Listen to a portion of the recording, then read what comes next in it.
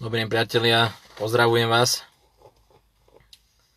Takže toto video robím v takej rýchlosti z auta, pretože som slúbil, že to budem točiť o 16:30, ale tým, že som na cestách a nestíham absolútne sa vrátiť, tak toto video robím v rýchlosti, by som tu odstavil auto, aby som sa mohol vyjadriť k takým základným veciam ohľadne toho, čo dneska bolo medializované, že Ministerstvo zdravotníctva vydalo informáciu, že preukazovať sa v reštauráciách je úplne normálne a že každý čašník má od vás právo si pýtať COVID pas, pretože ako povedali Ministerstvo zdravotníctva, tak nie je to súčasťou zdravotnej dokumentácie. V úvode chcem iba povedať, a to chcem takto verejne všetkých informovať, tým, že vidíme, že títo totaliťaci sa nás neskutočne boja. Vidíme, ako v predchádzajúcom období sa spustila sprška negatívnych názorov na sociálnych sieťach a rôzne aktivity liberálov, kde kolegu Tomáša Tarabu dobre, že politicky nezlinčovali v médiách, tak mne dnes pre zmenu, a myslím, že už sa to deje viacej dní, mi prišiel dneska odkaz na jeden profil, ktorý sa tvári, že som to ja, dali tam nejaký názov, že Jud, Mark, Geci a neviem čo. Použili tam moju fotku a tým, že sa nejedná len o nejakých obyčajných hlupačikov, tak je tam nastavený automat. Čiže všetko, čo ja dneska zverejním, alebo aj toto video, tak sa zároveň ociťuje na tej falošnej, fejkovej stránke mojho profilu, kde sa to má tvariť, ako že som to ja, a predpokladám, že onedlho tam budú zverejňovať nejaké hlúposti, aby mohli vlastne znemožňovať ľudí, ktorí nejakým spôsobom vystupujú proti tomuto absolútne prehnitému systému. To, že nikto normálny dneska na Slovensku nemá čas na to, aby vytváral fejkové stránky a nastavoval tam nejaký automat, ktorý mi prehadzuje všetky moje statusy, a terajšie aj toto video, ktoré teraz zrejme vysielam, sa ukazuje aj tam, ako keby sa to malo tvariť, že som to tam ja. Takže to len preto, keď uvidíte takýto falošný profil, kde nebude celé moje kompletné meno s titulom a všetky tieto veci, tak jedná sa o fejkový profil a poprosím vás, rovno to nahlasujte na Facebook, že to je falošná stránka, pretože je to všetko jedno veľké klamstvo, to čo robia, akým spôsobom nás chcú zastaviť a takto ešte pošpiňovať, že vytvárajú fejkové profily, kde ešte dokonca zapínajú automaty, aby to vyzeralo, že to je moja stránka. Takže odkazujem týmto, vôbec ma s tým nezostrašíte, a keď vytvoríte aj 300 ďalších, tak je dosť dostupných kanálov, cez ktoré budeme prezentovať tieto naše informácie. Takže týmto vyzývam aj toho nešťastníka, ktorý vytvoril tento profil, aby to radšej stiahol, pokedy to môže ešte stiahnuť, bez toho, že sa to bude riešiť inou cestou a inou formou. Takže ho poprosím, nech to stiahne. Budeme sa tváriť, že nič ani nezaložili na Facebooku, žiadnu takúto stránku. Takže poďme k pointe, prečo robím rýchle toto video. A to je vlastne to, čo nás všetkých asi zaujíma, to, čo som zachytil dnes po ceste, ako som išiel autom zo stretnutí s občanmi, kde sme sa stretli a riešili sme nejaké veci v rámci tohto covidčialenstva.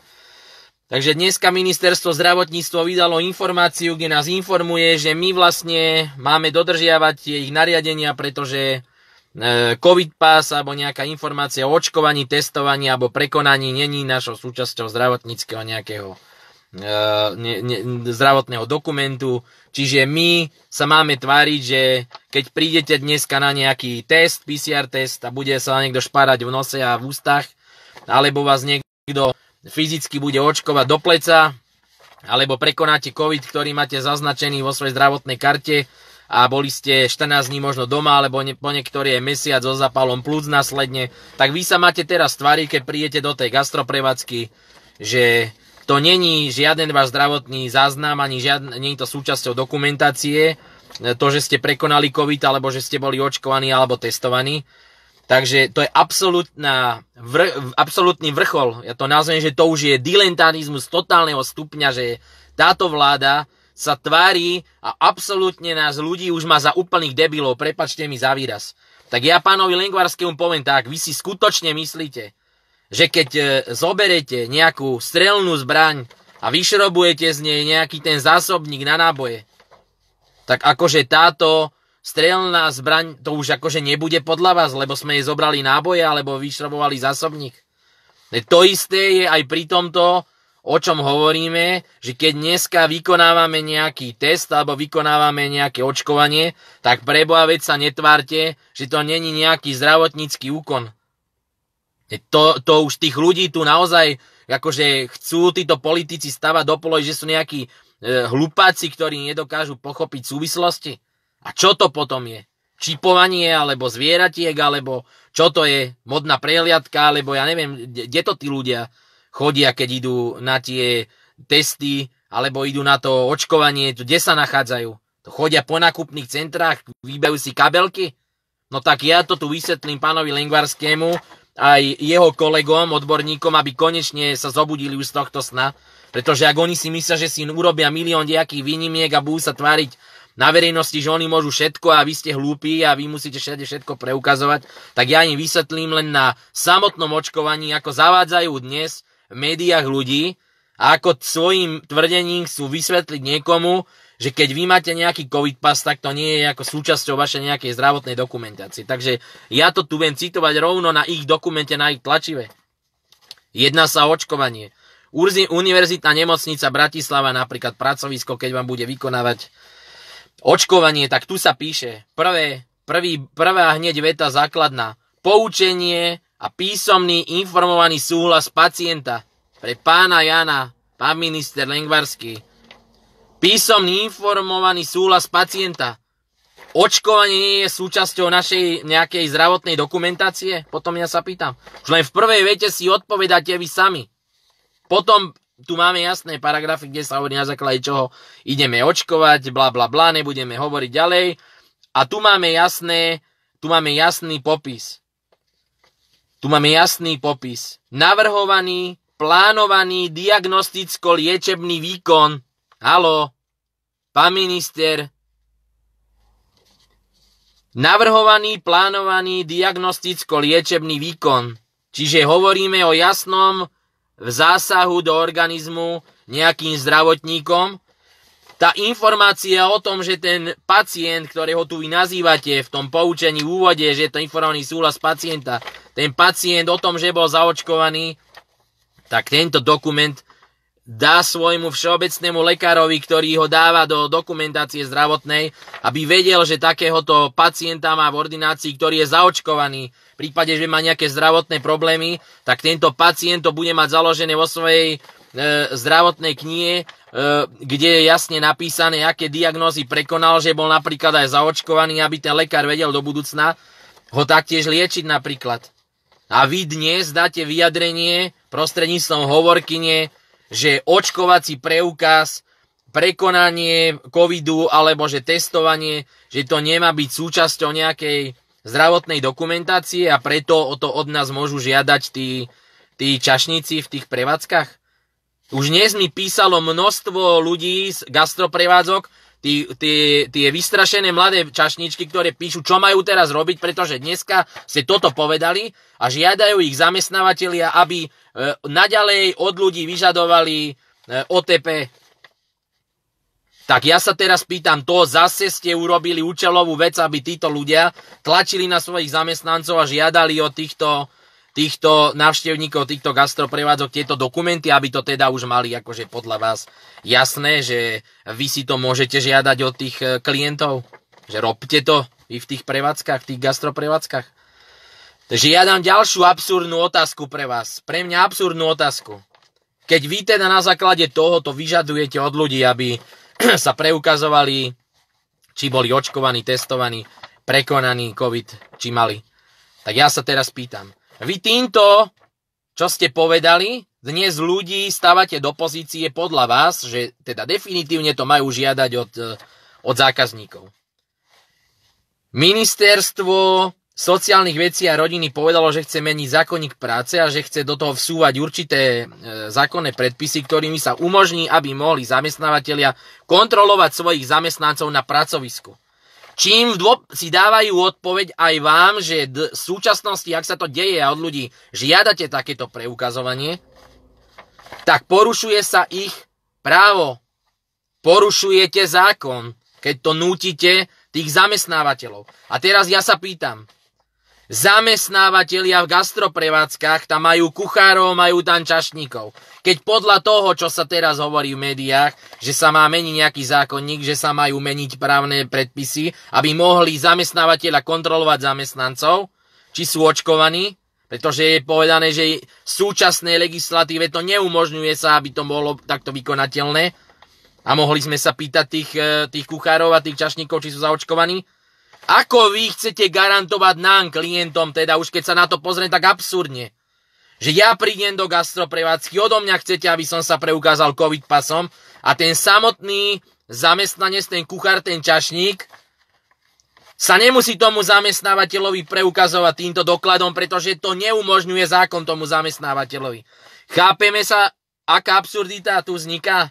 Tak vy na jednej strane vyžadujete dokument od klientov týchto gastroprevádzok, ktorí sa tam prídu najesť a ten, ktorý to uvarí, alebo ten, ktorý to donesie, tak zákonom to nemáte umožnené, aby ste ho mohli kontrolovať a preto chcete meniť aj ten zákonník práce. Tak ja sa pýtam, čo je toto za absurdnosť?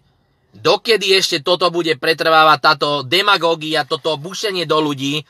Buď si urobte tak, jak to má byť podľa zákonov, neomedzujte ľudí na nezmysloch, na hlúpostiach, pretože vy viete, že tým zákonom to není možné tak úplne vykonať, ako by ste si to predstavovali, že porušujete potom tí práva tých ľudí a nechcete to napísať jasne do tých zákonov a obchádzate to cez formy rôznych kontrol, cez firmy, cez gastroprevádzky a zase toho čierneho Petra hádžete len tým obyčajným jednoduchým ľuďom, ktorí pracujú, snažia sa mať nejaké predajnie, nejaké prevádzky a takto odháňate ich vlastných klientov.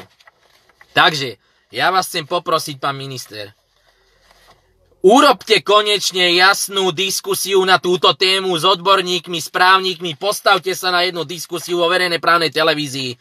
Dajte spustiť oponentov, ktorí budú argumentovať aj týmto dokumentom, ktorý žiadate, poučenie a písomný informatívny súhlas pacienta. Čo to je potom za zdra papiera, keď toto je súhlas pacienta? A vaše ministerstvo zároveň povie, že očkovací preukaz alebo prekonaný COVID alebo testovanie, keď máme nejaký doklad, to nie je súčasťou našej zdravotnej dokumentácie. Postavte sa s týmito ľuďmi a konfrontujte sa verejne, nech vám kladú otázky, ako to je. Nie urobiť si tlačovku, kde sa postavíte možno vy, vaša hovorkyňa, vaši štátni tajomníci a vy poviete, nie, vy nemáte právo, majú právo to tí čašníci kontrolovať. A týmto pre vás haslo a tým je argumentačne všetko pre vás vo vláde vybavené. Takže prosím vás, začnite diskutovať s tými ľuďmi, prestaňte sa schovávať za hovorcov, za štátnych tajomníkov, poďte do diskusie s odborníkmi, rozprávajte na túto tému. Takže ja som chcel iba k tomuto som chcel iba povedať, že absolútne sa voči tomuto dištancujem, pretože robí sa tu právna neistota, kde absolútne ľudia nevedia už čo môžu, čo nemôžu, nehovoriac o tom, ako to funguje v tých gastroprevádzkach, kedy sú doslovne vydesení tí čašníci, keď vás tam len zbadajú a nevedia, čo môžu, čo nemôžu.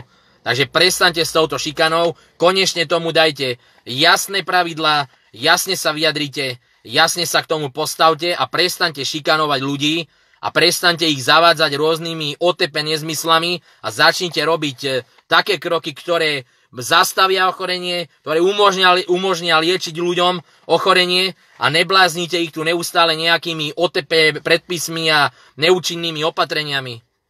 Takže ja vás poprosím, ľudia, nemajme strach, nebojme sa, normálne o tom diskutujme, pýtajme sa kompetentných, kladte im informácie, pretože to není spôsob, že nás tu niekto bude zachrľovať tlačovými informáciami, tlačovými správami a my ľudia sa máme akože prispôsobiť ako stádo.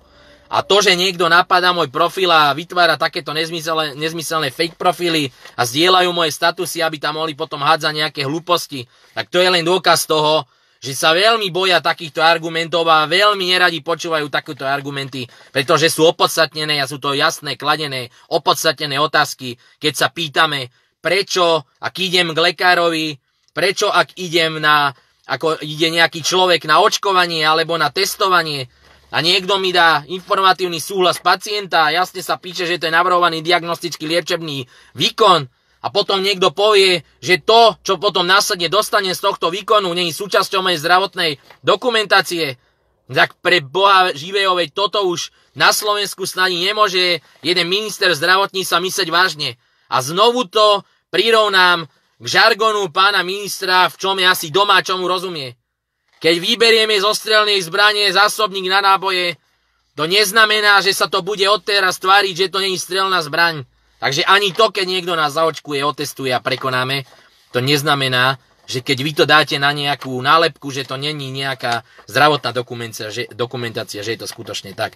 Takže priatelia, ohraďte sa voči tomu, píšte na ministerstvo zdravotníctva, píšte na kompetentných, na úrady, zachrlte ich a pýtajte sa ich, pretože toto, čo sa už deje, musí skončiť a je to neskutočné. Naozaj, že to došlo až do takejto fázy. Takže priatelia, ja pokračujem ďalej v ceste. Chcem vás poprosiť, nebojme sa, nemajme strach.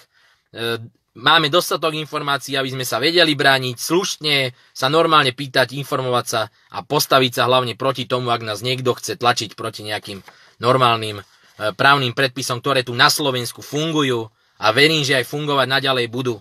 Takže priatelia, ešte raz pozdravujem vás všetkých a nebojte sa, zvládneme to a pokračujeme ďalej a budeme vás ďalej sa snažiť informovať a prinášať vám nejaké aktuálne informácie a nejakým spôsobom vám skúsiť radiť v tejto katastrofálnej COVID totalite. Takže všetko dobré ešte raz a prajem vám pekný víkend a nenechajte si ho pokaziť týmito našimi politikmi, lebo je to niečo neskutočné. Ešte raz pekný deň, dovidenia, prajem vám pekný deň.